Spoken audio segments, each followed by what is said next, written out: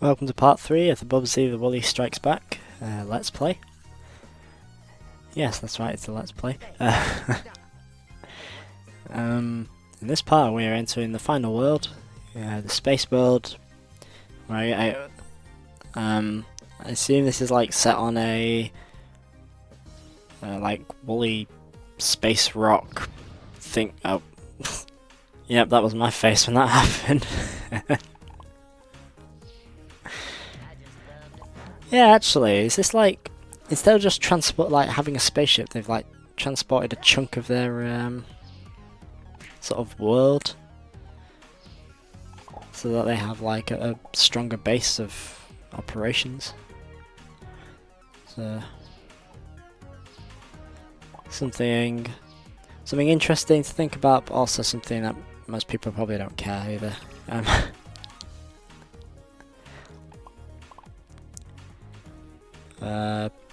Yeah, that little picture of Bubsy I used is from I think it's one of the trailers, but I'm not entirely sure which one it was. It might have been the gameplay trailer. The trailer was, I think it either came out on Halloween or it was because the game was coming out on Halloween, so pretty fitting actually, because you know what's scarier than Bubsy returning. It had someone knock on Bubsy's door, and it was a trick-or-treater, and he was dressed in a Sonic costume, and it looked well, fairly ridiculous. But and Bubsy's just staring at him, and he's just awkwardly just waiting there. And then Bubsy just slams the door on him without saying a word. Which I have to say is a bit out of character. You'd expect him to speak and... ouch.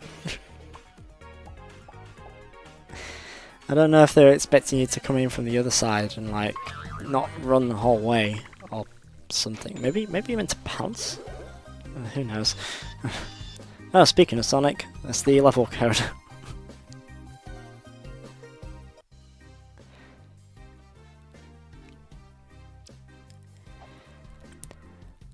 I don't think Bubsy's design is that bad, to be honest. Like the orange bobcat idea, and even if it is pretty basic, just to give him a T-shirt with an exclamation mark, it is a bit effective in its design. I do think his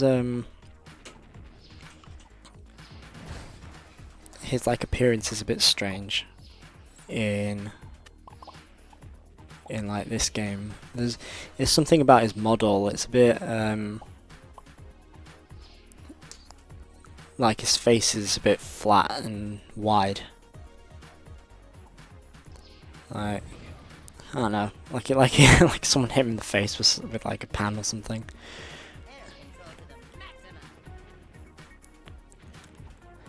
Oh, now you might be wondering just there. Was Bubsy like, oh wait a minute, that hurt? No, not exactly. It's very, very difficult to see, but the spikes aren't always active. The problem is there's these big blue lights that are like the same shape as the spikes, which look like them. Which is very it's very deceitful.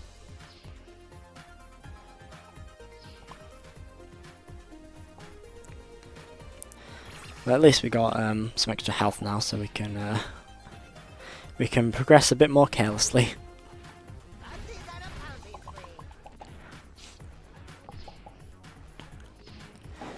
I'm going to jump ahead a little bit, and I'm going to talk about something that happens at the end of the game. They actually put a little thing saying Bubsy will return, which could be seen as rather cocky. Like, oh, we know this game is going to be great, everyone's going to love it. Everyone's gonna play this game. Of course there'll be a sequel. I like Bubsy. We like Bubsy. So you should too. Whether you like it or not. And of course, me being so stubborn, I'm just like, let's get I want to see what's behind that rock. Dope. Well, at least I can get in there a bit more easily now. And it was all for a t-shirt, and if we notice, me trying to get it in the first place is how I lost my t-shirt, so a bit pointless for me to do, but you know, swings and roundabouts. I did get it back.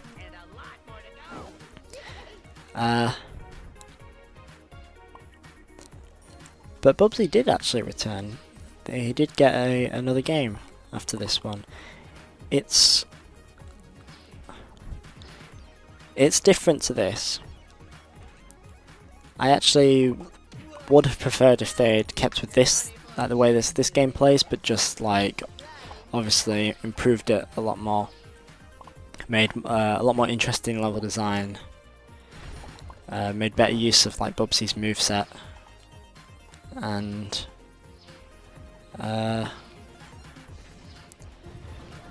maybe giving him like extra health or something. It's a bit iconic with him having one hit, because that's what he's been like for most of his games. So he's kind of known for it, for being so like fragile. But I think they're the main issues with this game that could have been improved on, and they really would help like a sequel of this type. Instead, what they did was a auto-runner game where they run from one side to the other, and you have to like jump and duck at the right time to avoid certain obstacles and stuff.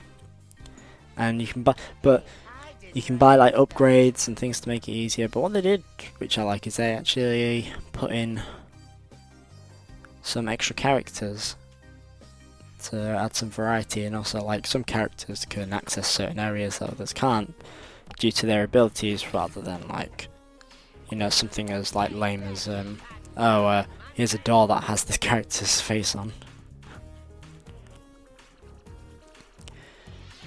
But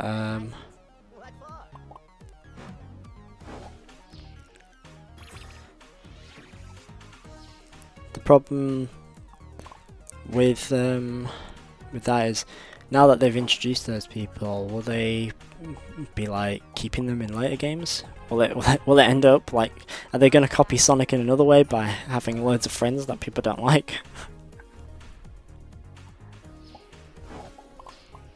We'll just have to wait and see. But yeah, that game definitely seems to, at least in concept, have maybe not in concept, but like it has a lot more small things that show that they really do like care about like Bubsy. They have characters who haven't appeared in games but appeared in other Bubsy media, because there was actually a unaired pilot episode, because they thought Bubsy will be really popular, but he's going to have his own TV show, because every cartoon, every video game character had a cartoon back in like the 80s and 90s. And in that cartoon, Bubsy had a nephew and a niece and a pet armadillo, and all those characters actually make an appearance in that new Bubsy game, which I thought was a nice feature.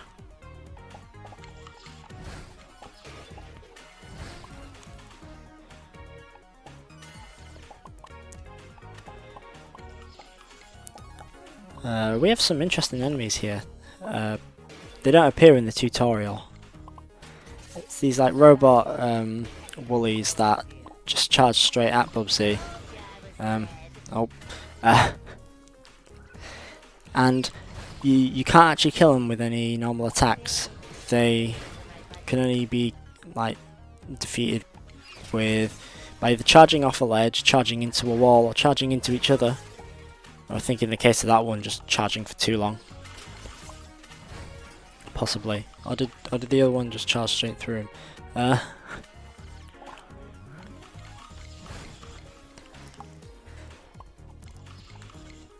But like all enemies in this game, they don't stay dead forever.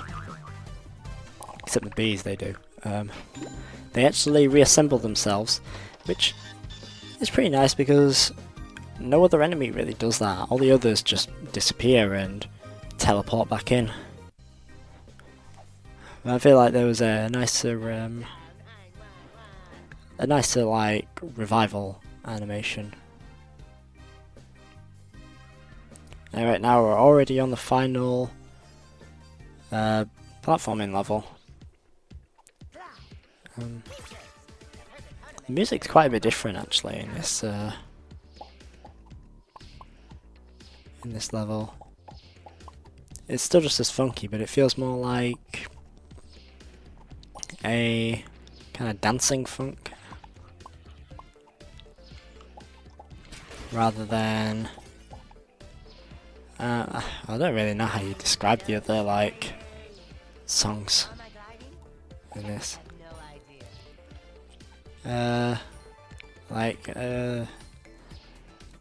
It's less of like a happy skipping song and more like welcome to Club Woolie.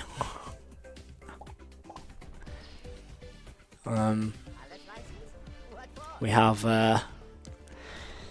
the finest selection of walls and drinks.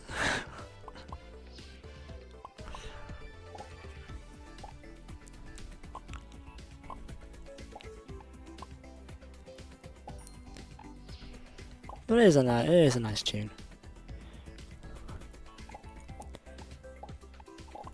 And I've just you know, I never really thought about this. I just had a look now, but the wall counter is actually like incredibly high, and it is a bit silly. Like 700 individual pieces of wall. Mind you, a lot of them will be from the vault for getting the keys, but still 700 is a lot. Imagine playing Spyro and doing like even just doing a level that has like 500 gems, but every gem being a red gem. Maybe they should do that for a mod actually. I'd like to see that, like Spyro, but every gem is red and there's the same, like enough of them to complete the level. Anyway, we're almost finished with the game. In the next part we will be doing the final boss. See you then.